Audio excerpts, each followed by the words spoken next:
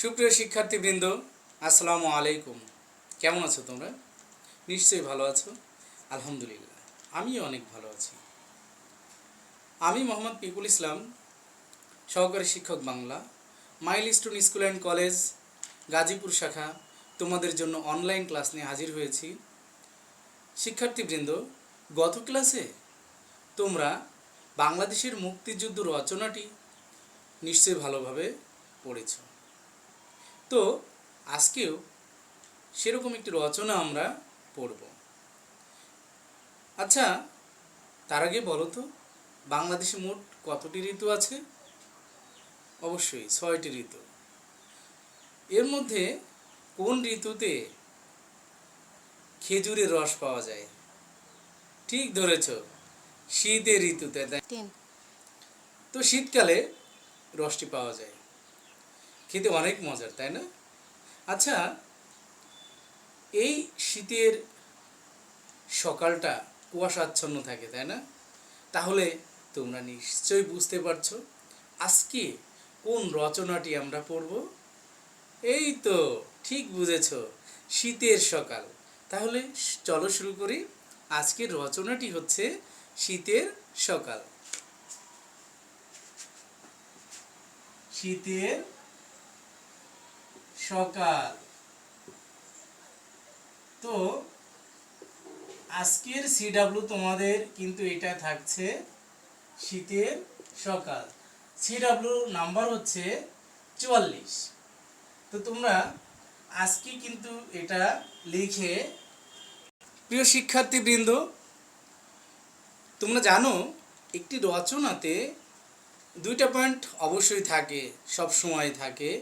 একটা হচ্ছে ভূমিকা আর একটা উপসংহার। ঠিক আছে? তো এই ক্ষেত্রেও তার ব্যতিক্রম নয়। ভূমিকাতে দেখো যেইভাবে শুরু করবে, বাংলাদেশে 6টি ঋতুর মধ্যে একটি অন্যতম ঋতু হচ্ছে শীত। আর এই শীতের সকালটি একটি অন্যরকম রূপ এবং মাধুর্যতা নিয়ে প্রকৃতিতে হাজির হয়। এই শীতের সকালে কুয়াশার চাদর মুড়ি দিয়ে সবসময় প্রকৃতি থাকে নিঝুম অবস্থায়। সূর্য মনে হয় একটু দেরি করেই দেখা দেয়। এরপরে মানুষের কার্যক্রম শুরু হয়। এ সময় মানুষ কি করে? গরম পোশাক পরে, তারপর আগুন জ্বালিয়ে কুণ্ডলি করে চারিদিকে ঘিরে বসে থাকে। তারপর শীতের সকালে কৃষাণী তাদের কর্মব্যস্ততা থাকে। কৃষাণ সে তার ধান তোলার কাজে ব্যস্ত থাকে, সবজি দেখাশোনা করে। আবার কৃষাণী কী করে? মিষ্টি রস, খেজুরের রস দিয়ে পায়েস তৈরি করে পরম আদরে তার পরিবারের সদস্যদেরকে উপহার দেয়, তাই না? এরপরে গ্রামে ছোট ছোট ছেলেমেয়েরা রোদে কি করে? মাদুর বিছিয়ে তারা বাল্য শিক্ষা গ্রহণ করে, কবিতা মুখস্থ করে, বই পড়ে এবং রোদ পোয়, তাই না? এরপরে গ্রামের যে মক্তবগুলো আছে সেখানে তারা রোদে মাদুর বিছিয়ে আরবি শিক্ষা গ্রহণ করে। আর শহরের ক্ষেত্রে তোমরা জানো যে শীতের সকালটা মানুষের ঘুম ভেঙে যায় কাকের ডাকে। এরপর পাহাড়ি রঙের সব পোশাক পরে, যেমন জ্যাকেট, কোট, তারপর হচ্ছে এগুলো পরে অফিসের দিকে ছুটে যায়। অফিসে যেতে শীতের সময় খুব কষ্টই হয়। এরপর শহরেও একটা অন্যরকম পরিবেশ থাকে শীতের সময়। তো প্রিয় শিক্ষার্থীবৃন্দ, চলো তাহলে আমরা একটু দেখে আসি। যেহেতু এটি তোমাদের সিডাব্লিউ থাকছে, তো আমি তোমাদের এটি ভালো করে বুঝিয়ে দিচ্ছি লাইন বাই লাইন। আশা করি তোমরা লিখে নিতে পারবে।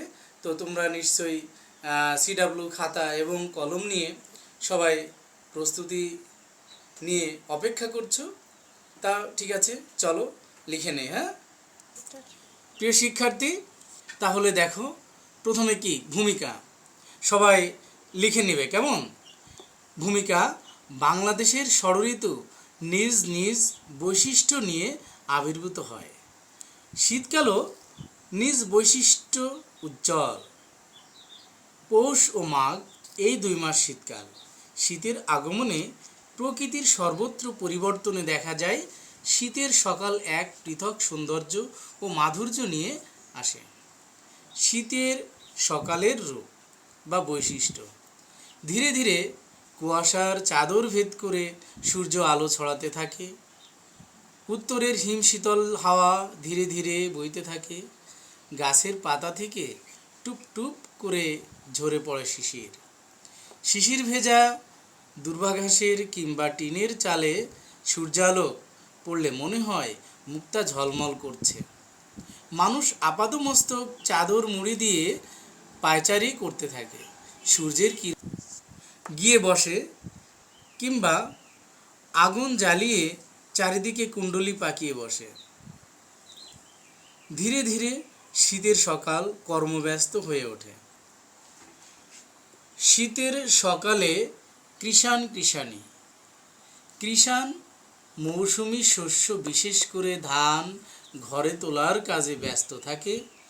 অন্যদিকে শাকসবজি ক্ষেত তদারকি করে থাকে। সকালবেলার প্রচণ্ড শীতকে উপেক্ষা করে ক্ষেতের দেখাশোনা করে। কৃষাণীও ব্যস্ত থাকে বিভিন্ন প্রকার পিঠাপুলি তৈরি করে পরিবারের সদস্যদের উপহার দিতে। কখনো কখনো খেজুরের পায়েস তৈরি করে উপহার দেন সবাইকে। শীতের পিঠার সাথে খেজুরের গুড় মিশিয়ে খেতে কতই না মজা। শীতের সকালে গ্রামের ছেলেমেয়েরা। শীতের সকালে গ্রামের ছোট ছোট ছেলেমেয়েরা গ্রাম্য মক্তবে রোদ পোহাতে পোহাতে আরবি শিক্ষা করে। অনেকেই বাড়ির আঙিনায় রোদের মাঝে মাদুর পেতে বাল্যশিক্ষার পাঠ নেই কিংবা কবিতা মুখস্থ করে। অন্যরাও নানান কাজকর্মে ব্যস্ত হয়ে পড়ে। শীতের সকালে শহরের অবস্থা: শহরে কাকের ডাকে ভোরে সবার ঘুম ভাঙে। শহরেও শীতের সকালে নানারূপ দৃশ্যের অবতারণা হয়। বিচিত্র রঙের জ্যাকেট, সোয়েটার ও কোট পরিহিত অফিস অভিমুখী মানুষগুলোকে দেখলে বড়ই সুন্দর লাগে। শীতের জড়তা কাটিয়ে সময় মতো অফিসে উপস্থিত হওয়া কষ্টকর হয়। শীতের প্রকোপে জ্যাকেট কিংবা প্যান্টের পকেট থেকে হাত বেরোতে চায় না। এমন শীতের সকালে গরম চা কার না পছন্দ? তাই রাস্তার মোড়ে চা দোকানগুলো জমজমাট হয়ে ওঠে শীতের সকালে। শহরে ফেরিওয়ালারা খেজুরের রস নিয়ে ডাকাডাকি করে। এরপর উপসংহার: শীতের সকালের একটা শাশ্বত সৌন্দর্য ও মাধুর্য রয়েছে। শীতের সকালে সেই বিচিত্র বৈশিষ্ট্যের সন্ধান পেতে হলে সুদূর গ্রামে যেতে হবে। সুদূর গ্রামে যেতে হবে। শহরের ইট পাথরের কৃত্রিম পরিবেশে গ্রামের শীতের সকালের স্নিগ্ধ মধুর রূপটির সন্ধান পাওয়া কঠিন। প্রিয় শিক্ষার্থীবৃন্দ, আশা করি তোমরা এটি ভালোভাবে বুঝতে পেরেছ। আর যেহেতু এটি তোমাদের অনলাইন ভিডিও ক্লাস, এটি রেকর্ডিংয়ে থাকবে, সুতরাং তোমরা চাইলে এটি বারবার জুম করে টেনে টেনে তোমরা লিখতে পারবে। ঠিক আছে? সময়ের স্বল্পতার কারণে আমি আর এখানে তোমাদের বেশি সময় দিচ্ছি না, কেননা এটি রেকর্ডিংয়ে থাকবে, তোমরা সুন্দরভাবে গুছিয়ে লিখে নিও। কেমন? এখানে তোমাদের পরীক্ষাতে 5টি পয়েন্ট দেওয়া থাকবে, সেখানে আমি কিন্তু এখানে 6টি দিয়েছি। তো তোমরা এই 6টি প্র্যাকটিস করবে, অনুশীলন করবে, আর এটি খুব মনোযোগ সহকারে লিখে CW খাতায় লিখে তারপর তোমরা প্রত্যেক বিষয় শিক্ষকের মেসেঞ্জারে পাঠিয়ে দিবে। কেমন? সিডাব্লিউ এই যে আমি বলেছি এটি কিন্তু সিডাব্লিউ কত 44, আজকে শ্রেণীকাজ কত 44। বিষয়টি কি বুঝতে পেরেছো তোমরা? এটি অবশ্যই দিবে। কেমন?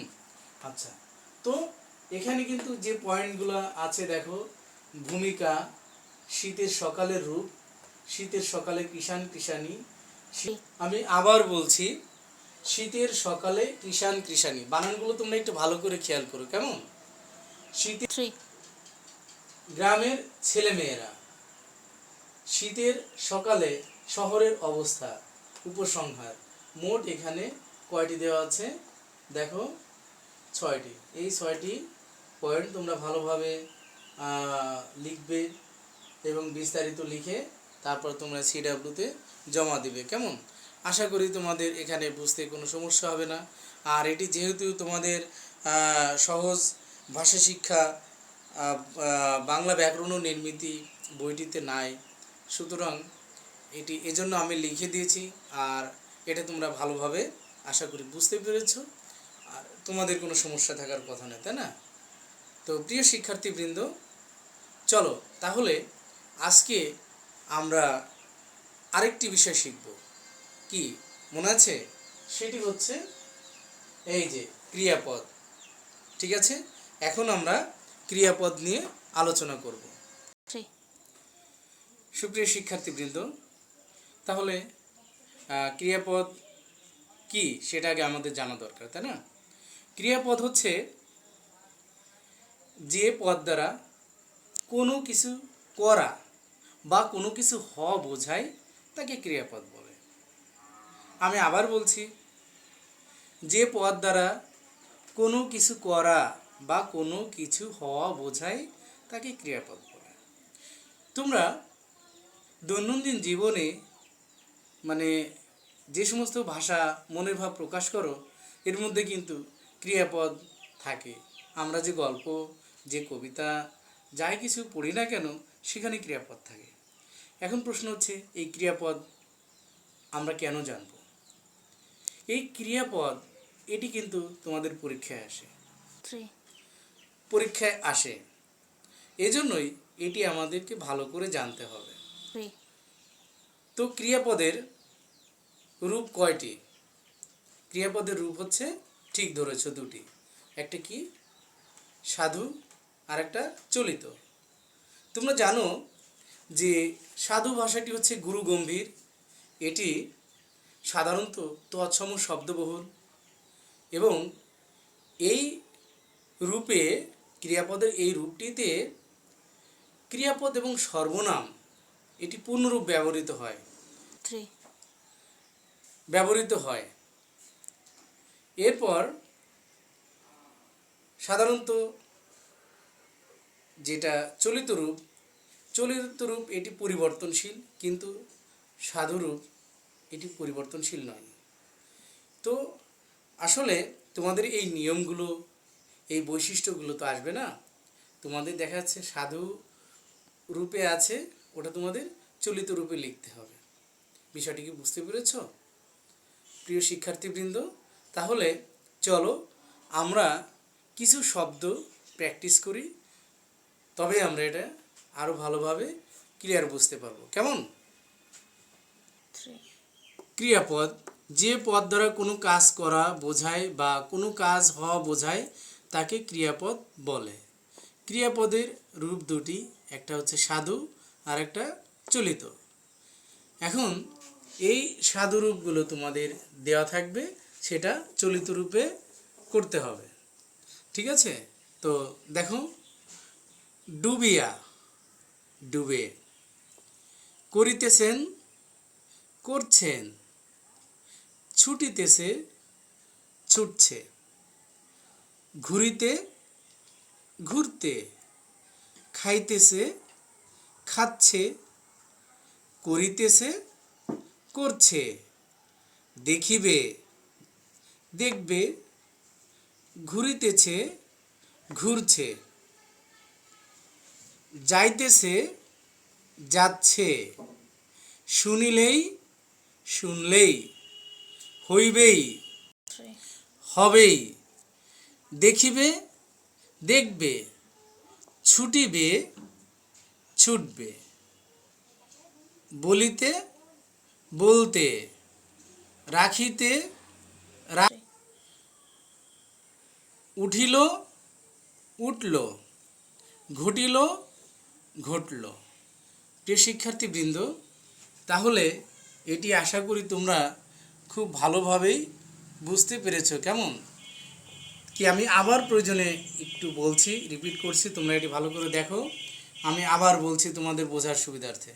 দেখো, ডুবিয়া, ডুবে, করিতেছেন, করছেন, ছুটিতেছে, ছুটছে, ঘুরিতে, ঘুরতে, খাইতেছে, খাচ্ছে, করিতেছে, করছে, দেখিবে, দেখবে, ঘুরিতেছে, ঘুরছে, যাচ্ছে, শুনিলেই, শুনলেই, হইবেই, হবেই, দেখিবে, দেখবে, ছুটিবে, ছুটবে, বলিতে, বলতে, রাখিতেছে, রাখিতে, রাখতে, উঠিল, উঠল, ঘটিল, ঘটল। প্রিয় শিক্ষার্থী, এখন এটা তোমরা আশা করি ভালোভাবে বুঝতে পেরেছ। এবার দেখি আমি তোমাদের এই যে এখানে কিছু ক্রিয়াপদের সাধুরূপ দেওয়া আছে, তোমরা এটি চলিত রূপ করবে, মানে তোমরা বলবে, আমি লিখব, মানে এটাই হচ্ছে, দেখি তোমরা এগুলা কেমন পারো। ঠিক আছে? আচ্ছা,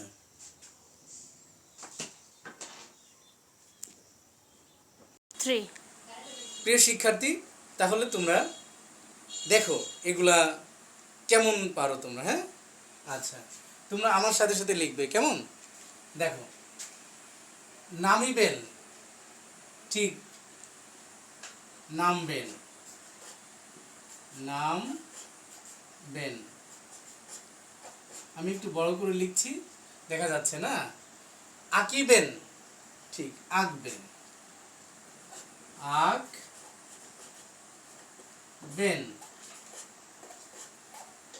যাইতেছে, যাচ্ছে, যাচ্ছে, পড়িবে, পড়বে, পড়বে, খাইয়াছিল, খেয়েছিল, খেয়েছিল,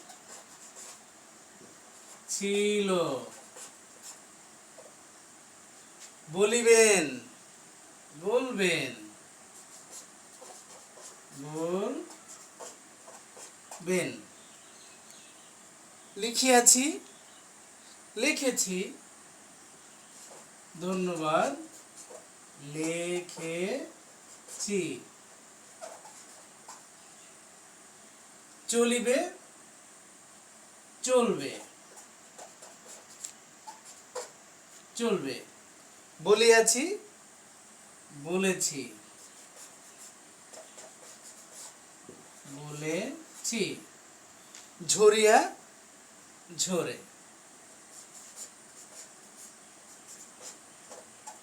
ঝরে। তো প্রিয় শিক্ষার্থী, আশা করি তোমরা সবগুলোই বলেছ খুব সুন্দরভাবে। তো আজকের এই ক্লাসটিতে আশা করি তোমরা খুব মনোযোগ সহকারে, ধৈর্য ধরে বুঝতে পেরেছ, কোথাও কোনো অসুবিধা হয়নি। তো আজকের এই ক্লাসটিতে আশা করি তোমরা খুব ভালো করে বুঝতে পেরেছ। রচনা, শীতের সকাল, যেটা তোমাদের CW আজকে 44 নাম্বার দেওয়া আছে, এটা তোমরা লিখবে অবশ্যই। এরপর ক্রিয়াপদ এর সাধুরূপ থেকে কিভাবে চলিত রূপ করতে হবে সেটাও আমি তোমাদেরকে বুঝিয়েছি। আশা করি তোমরা এগুলো মনোযোগ সহকারে অনুশীলন করবে। সুপ্রিয় শিক্ষার্থী, আজকে তোমাদের একটি কথাই বলবো, তোমরা ঘরে থেকে নীরবে, নিবৃত্তে, নিরবিচ্ছিন্নভাবে তোমরা তোমাদের পড়ালেখা চালিয়ে যাও। আমরা তোমাদের পাশে আছি, ইনশাল্লাহ থাকবো। তোমরা মা বাবার কথা শুনবে এবং সবসময় স্রষ্টাকে স্মরণ করবে। ইনশাআল্লাহ তোমরা ভালো থাকবে। আজ এই পর্যন্তই, আমি বিদায় নিচ্ছি। আল্লাহ হাফেজ। আসসালামু আলাইকুম ওয়া রাহমাতুল্লাহ।